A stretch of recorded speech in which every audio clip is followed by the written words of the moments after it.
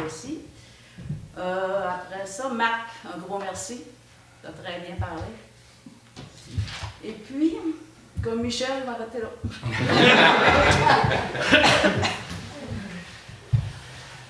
Bon, moi je tiens, je vais me répéter un peu comme les autres. Ça a été un plaisir pour moi de travailler avec vous tous durant ce mandat.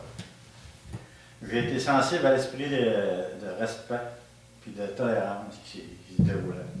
Ensemble, dans le fond, nous travaillons pour le mieux de nos connaissances, à faire aboutir les dossiers, en pensant à l'intérêt de la communauté. Je tiens justement à remercier spécialement notre maire Rocastellan, qui a donné sans compter son temps et beaucoup d'énergie pour faire grandir notre communauté. Quant à moi, je sollicite un autre mandat. Je ferai de mon mieux pour continuer à faire avancer les dossiers puis à embarquer dans les autres dossiers. Puis merci à ceux qui vont nous quitter, puis bonne chance au nouveau. Merci. Merci tout le monde. En fait, moi, je vais conclure, je pense. J'ai cru à utile de faire un petit bilan. Chaque année, on est habitué, depuis 16 ans maintenant, à faire le discours du maire sur la situation financière. Puis pour démontrer notre progrès et notre capacité, j'ai pensé de faire un petit bilan.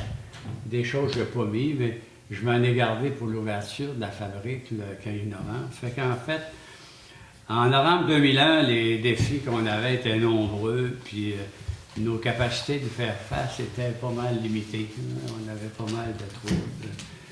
Le climat social, l'exode de la population, la difficulté de mobiliser les citoyens représentaient des nombreuses embûches. Le Conseil a donc adopté deux stratégies. Une pour lutter à la baisse démographique et l'autre pour la reconstruction de la fierté et de l'engagement social. Pour freiner l'exode, retenir la population et attirer de nouveaux citoyens, le Conseil a concentré son action de 2001 à 2008 sur le règlement de tous les conflits faisant l'objet de recours devant les tribunaux. Madame Dallaire, je le sais là, ce bout-là. Le Conseil municipal s'est aussi réapproprié le site patrimonial, ses bâtiments et ses installations. Il a appuyé la réingénierie et la promotion. Il a pris en charge les dettes, puis il a liquidé et organisé progressivement les éléments non pertinents. La municipalité a contribué à la mise en place de nouveaux produits sur ce site. En 2010, on a cédé tous les actifs du moulin qui étaient tous à la municipalité antérieurement, à la nouvelle corporation du Moulin des Pionniers en juin 2010. Cette corporation, au 31 décembre 2016, détenait des actifs à la hauteur d'1 412 779. C'est ce qu'on a réussi à rétablir sur un horizon de 15 ans. Il s'agissait au 2 octobre 2017 d'une enquête intéressante et ces actifs sont libres de toute créance et le site a été remis aux citoyens et à son conseil d'administration. Pour ce qui est de la richesse collective, elle aussi a progressé. Vous savez, c'est ensemble qu'on est riche. Ça fait que de 2001 à 2016, la loi 4 des contribuables, ça c'est les actifs là, qui appartiennent à la municipalité, est passé de 5 572 à 7 354, ce qui fait que notre richesse collective a progressé de 32 durant cet épisode-là, malgré la crise forestière, puis tous les éléments négatifs qu'on a dû absorber, là, que ce soit dans des risques de faillite ou des faillites passées. Aussi, durant cette période, les revenus provenant des taxes ont augmenté considérablement. Ça veut dire que c'est basé sur notre valeur aussi. En 2001, les revenus de la municipalité étaient de 960 000, puis en 2016, c'était de 1 594 000, un accroissement de 633 000 par année qu'on a dans nos budgets pour fonctionner. Les valeurs des immeubles imposables ont également contribué à la richesse collective. En 2001, ces actifs valaient 40. Ces immeubles valaient 40 millions, je en ai parlé tout à l'heure. Au 1er janvier 2018, ils auront atteint 92 millions, un accroissement de la valeur de nos immeubles de 125 %. Tu sais, c'est réconfortant pour l'avenir, toutes ces choses-là. Durant la gestion de cette croissance, le conseil municipal a fait évoluer à chaque année le taux de taxe en tenant compte des déséquilibres des secteurs et de la désuétude de certains immeubles. Fait qu'il y en a qui baissent, puis il y en a qui montent, comme vous avez vu tantôt. Fait que quand on ajuste le taux de taxe, il ne faut pas qu'on...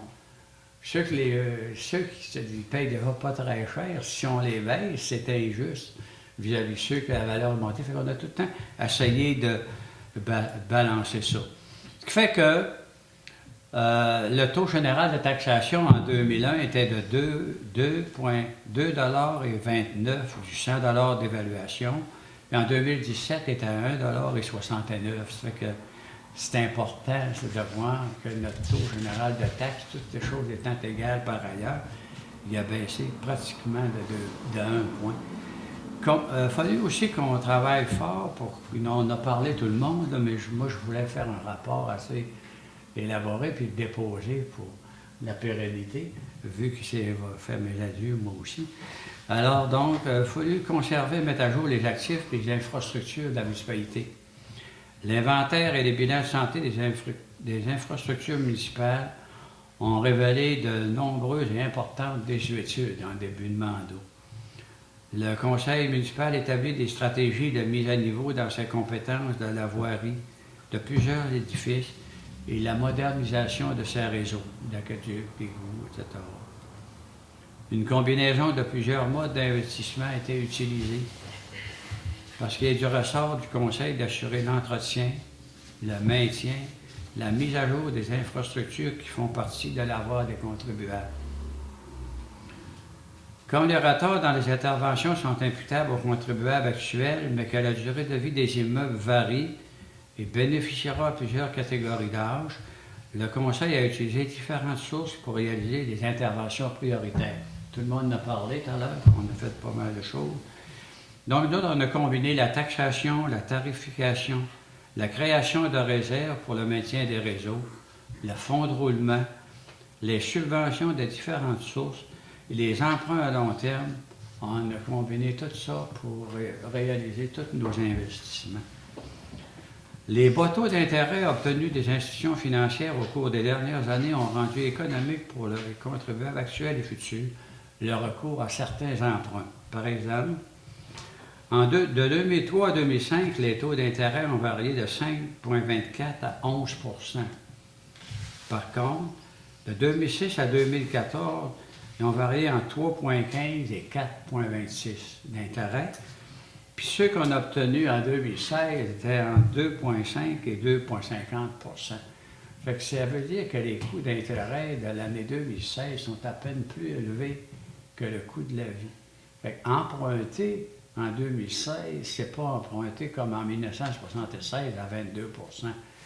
Fait qu'il faut choisir ces modes de financement pour ne pas faire payer les taxes et tous les investissements à un seul groupe de personnes pendant 4 ans, alors que les bâtisses et les autres ont été utilisés par tout le monde pendant 25 ans.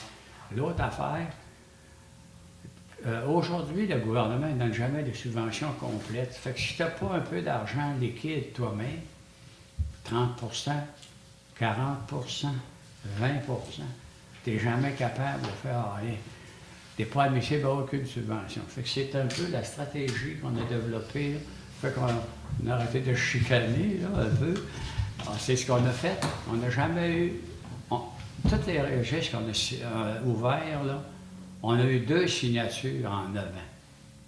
Ça veut dire que la population était d'accord avec les investissements qu'on a faits. Ils ont été d'accord avec le niveau de dette qu'on a maintenu. Et on a encore un niveau d'endettement très, très favorable comparé à l'ensemble des municipalités. Ça, je vous l'ai dit. Puis aussi, il faut noter que la dette municipale comprend également la dette des gouvernements pour la portion des travaux subventionnés. Quand on emprunte 1 million, nous autres, là, mais des fois, on emprunte 400 000 pour le gouvernement. Puis le gouvernement, c'est lui qui paye les intérêts puis le capital pendant alors que c'est nous qui empruntons l'argent. Donc, c'est pas la dette qu'on a, pas tous les contribuables qui remboursent. Il y a une partie des impôts, en réalité, du gouvernement fédéral et provincial qui contribuent. C'est important de savoir ça. Donc, au moment où on se parle, On finance 506 100, nous autres, incluant la caserne qui n'est pas tout à fait complétée, là, pour le gouvernement, dans notre dette, comme vous allez voir dans notre bilan. Puis la municipalité, 1 491 000. Mais dans 1 491 000, là, on a quand même des sommes importantes qu'on a mis de notre poche et qu'on avait dans nos surplus accumulés, que ce soit pour la caserne, que ce soit pour l'église, etc. Fait qu'on voulait le mentionner, parce que des fois, les gens vont dans l'épingle la dette, mais ils ne donnent pas les détails. Donc, les remboursements dont on parle vont être remboursés par la taxe de base, ça c'est la taxe générale, par la tarification. Quand on charge tant pour les poubelles ou par les égouts, là, ça c'est la tarification. Fait que quand on fait des travaux pour les égouts, puis qu'on emprunte, on charge à ceux qui ont le service. C'est important de dire ça.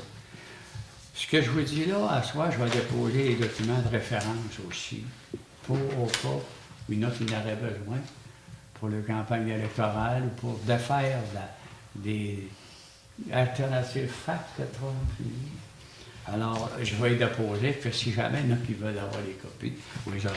Et ça ne sera pas long, j'achève, là. Et en fait, les extraits sont également déposés. Le discours du budget qu'on a fait depuis 2006, là, Ghislain, puis Yannick, si vous voulez les avoir, là, on les a sur le site de la municipalité, je l'ai mis là. Et parmi les enjeux aussi à adresser, la promotion du développement économique a été un constant défi. Alors, la municipalité a posé plusieurs actions. La première fut d'acquérir les espaces industriels détenus par la MRC du domaine du Roi. C'est pas très connu, mais je vais le rappeler. La première, il y a 40 hectares qui furent échangés avec Abitibi-Consol en contrepartie de ces terrains qu'elle avait à Saint-Félicien, à SFK, et ceux de JAR. On les a échangés.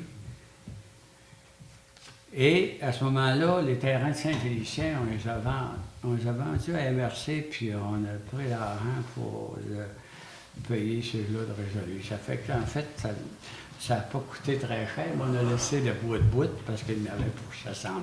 Ça, là, ça a permis de consolider la scierie de la Dorée. Ça a permis d'accueillir une usine d'aboutage qu'on n'avait pas. Ça a surtout permis de mettre en place une usine de rabotage régionale et de classe mondiale. Si on n'aurait pas fait ça, là, quand on est venu me voir, il a dit, ça n'a pas de place pour scier le bois, on va aller scier ailleurs. Il dit, ça n'arrivera pas. Fait on a fait ça en 2004. Aussi, une chose importante, le secteur Saint-Joseph est inscrit au schéma d'aménagement et un plan directeur est en voie de réalisation.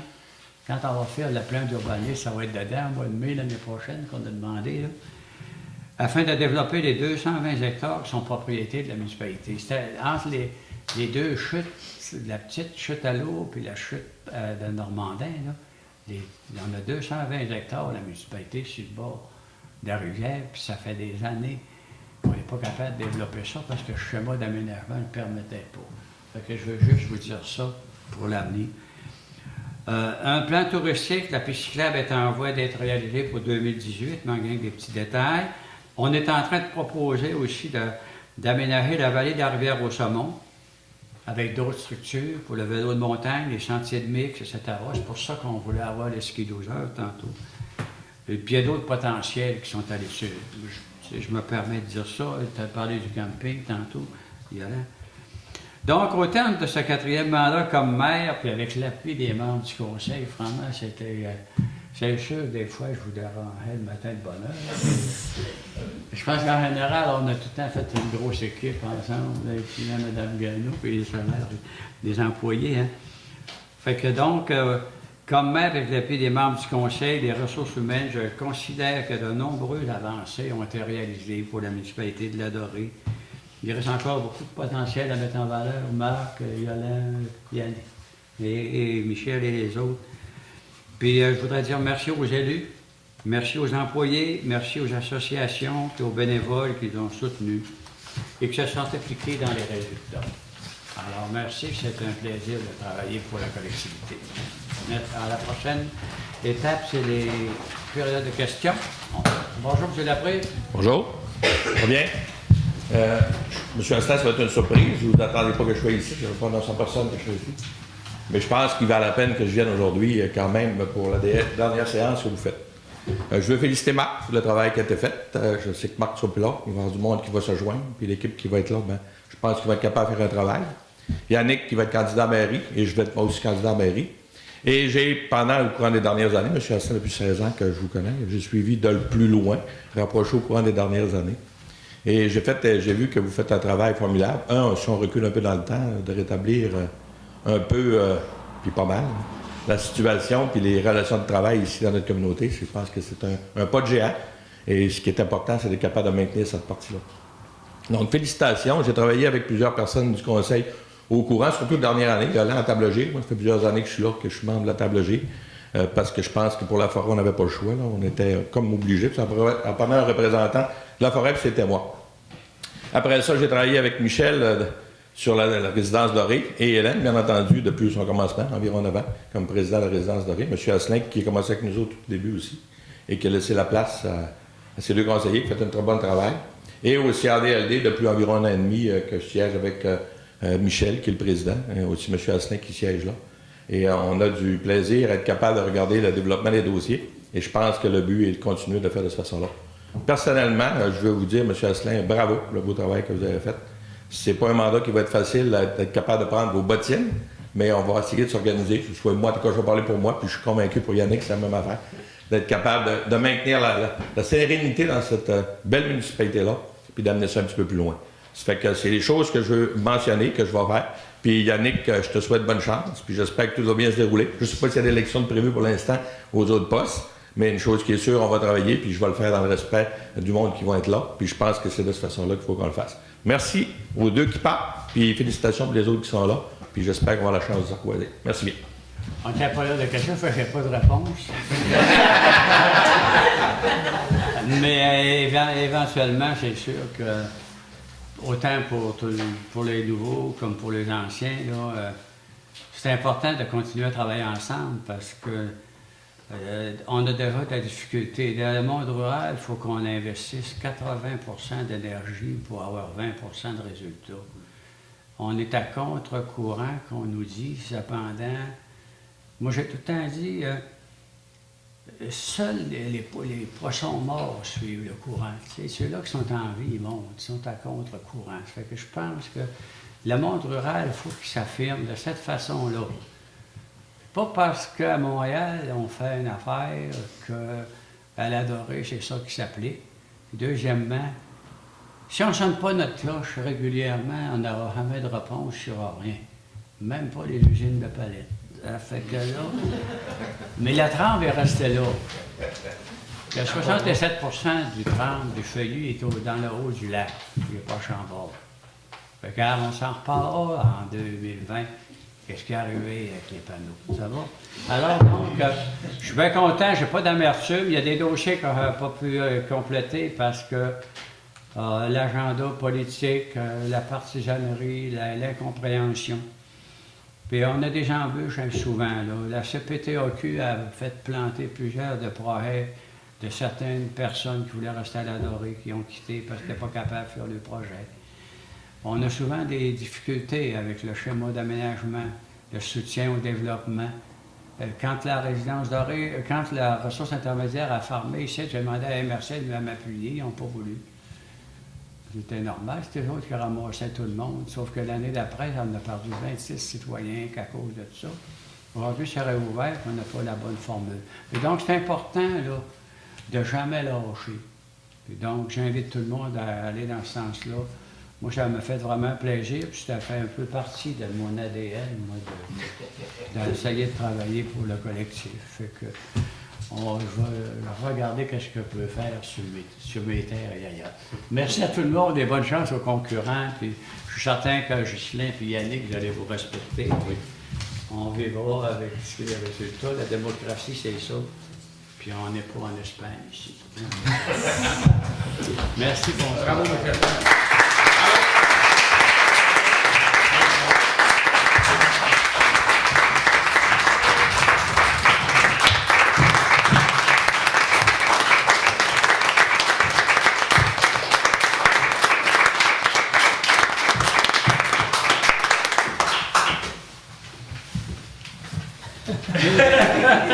Une des phrases qui m'avait le plus influencé quand j'étais jeune, c'était « Fais ce que dois ». Fais ce que tu dois. Fais ce que tu as à faire. Pas comme ton bonhomme. Il aurait dit, mon oncle, ça. Félicitations.